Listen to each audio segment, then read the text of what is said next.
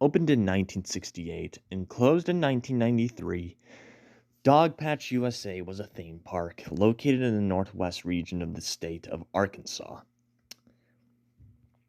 This park would be based on a comic strip, Little Abner, which ran for 43 years and created by a cartoonist named Al Cap, who was born in 1909 at New Haven, Connecticut, and would die in 1979 after a long illness. The park was a commercial success earlier at its time. Investors attempted to double up the success by creating a sister park.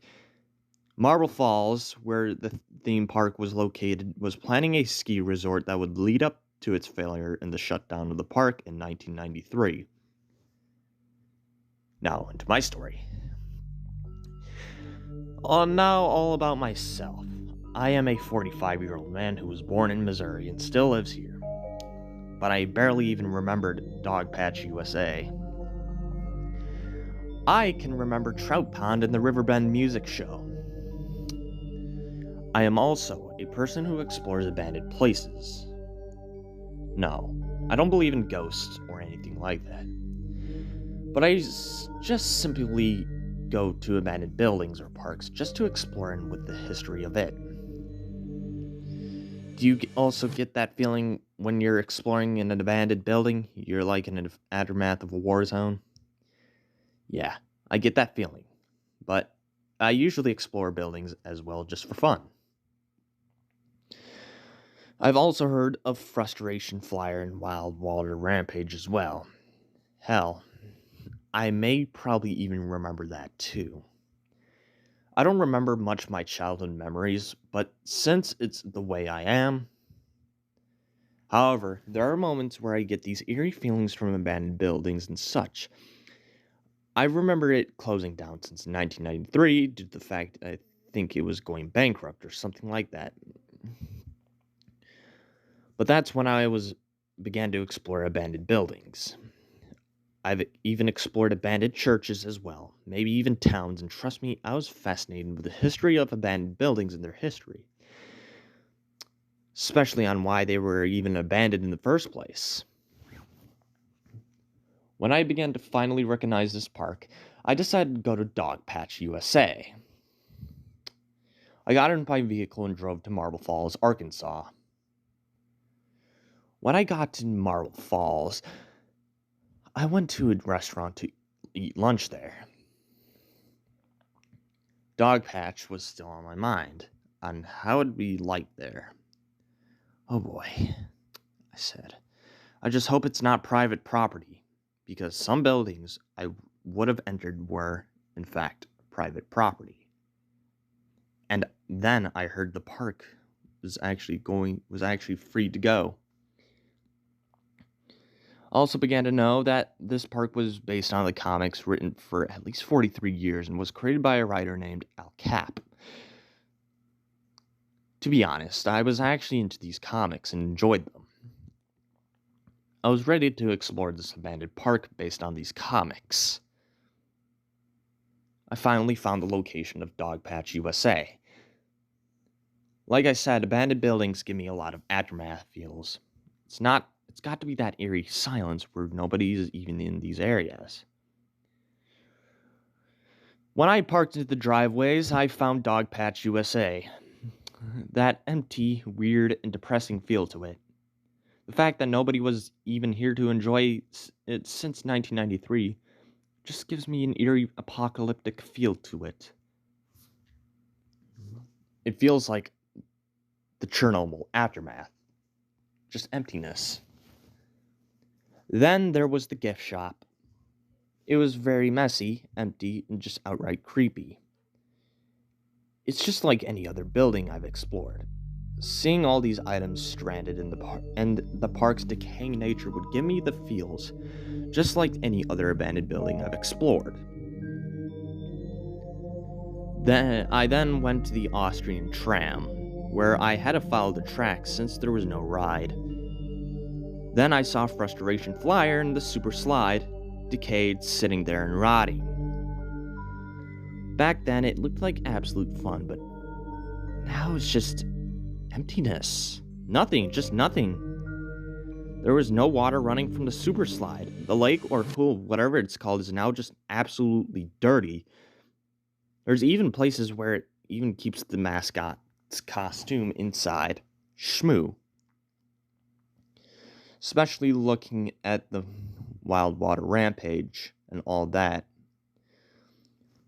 Looking at the trout farm was just hideous. It was filthy water and all decayed buildings. Now you're wondering why I'm overreacting? Because the other places I've explored were buildings that have been abandoned for 10 to 15 years. Now I'm looking at a park that has been abandoned for almost 30 years. The old trout farm was just decaying and rotting in sight. I've never seen something before that has been disturbingly rotted so badly. Then inside the buildings were yet again ruins and debris.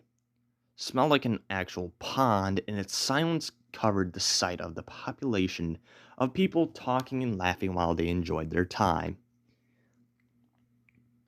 I walked towards the cabin areas where the shops are and heard something unusual. When walking to this area, I heard some sort of yelling in the distance. Grabbed my knife and had to look at what it was. It got louder, and I don't even know what this voice even said. It was just mumbling and random noises. I continued walking until I heard it again.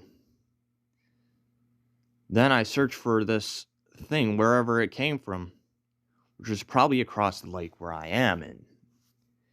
Things aren't right, and I know that what could happen, and whatever this is, it's probably not something good.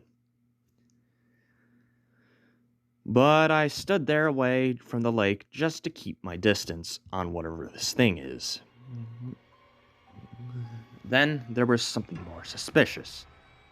Footsteps were heard, leaves crunching, and the sound got louder and louder. I grabbed my knife out just in case something happened.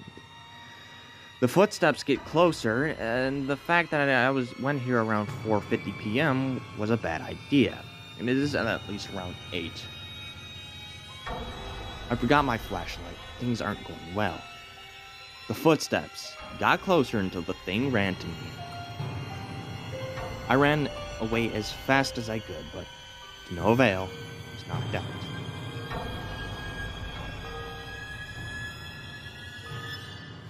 I woke up in some room, inside possibly in the Riverbend music show, perhaps around the morning hours. I woke up and I was terrified. I was gagged, stuck, and kidnapped by a group of men in what appeared to be these creepy-ass ghoulish masks, with these weird fucking looks.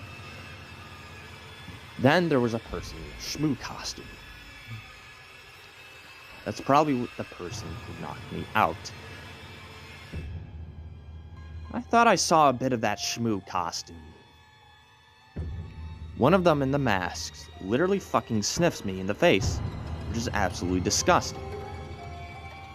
He spoke in these weird voices that just unsettled me. The person in the shmoo costume just got out of the building. The people in the masks just stood there waiting. Then after a few minutes of them watching them with their creepy looks,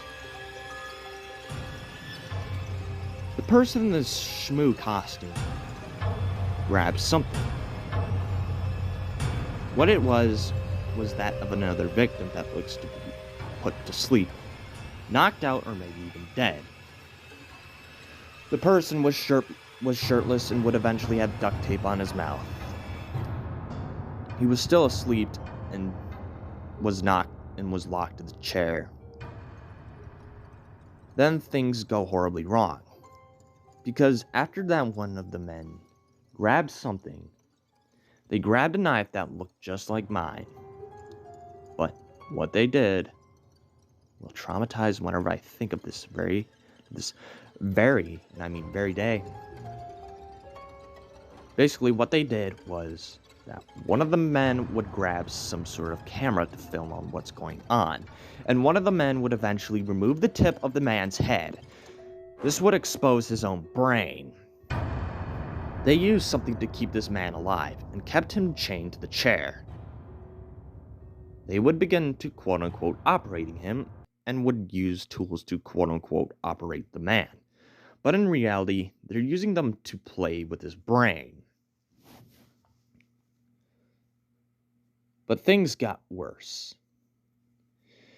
The man would eventually wake up and look to see what's going on. He looks up and took a while to realize that he was in fact getting a false operation. The man continues playing with his brain while the man attempts to scream in pain, but he couldn't. He just could feel the pain on what's going on. Especially with his shock expressions and looking straight at me as if he wants to save me.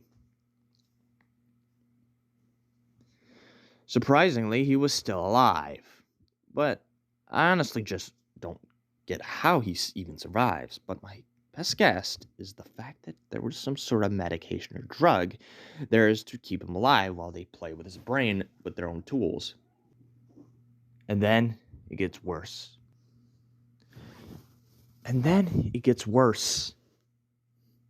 One of the men grabs what appears to be some sort of jar, and what it contains made me feel uneasy. They opened the jar, and the men would put spiders, cockroaches, and maggots to the man's brain. No, I'm not kidding.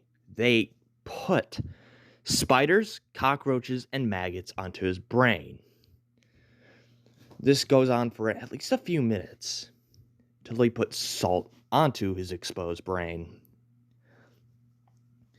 He would eventually finally die from the serious torture he was experiencing, probably from the amount of pain he got. The men would let me go free and got me out of the park, traumatized while driving back to the house.